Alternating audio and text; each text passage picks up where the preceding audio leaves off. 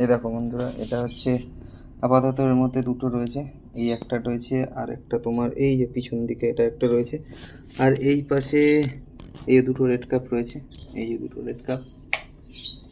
Red cup রয়েছে, এই একটা আর ওই একটা। ঠিক আছে, এইবার তোমাকে দেখাই আমার আমার পুরো পাখির সেট আপের বাচ্চাগুলো এখন আপাতত বাচ্চাগুলো রাখা আছে।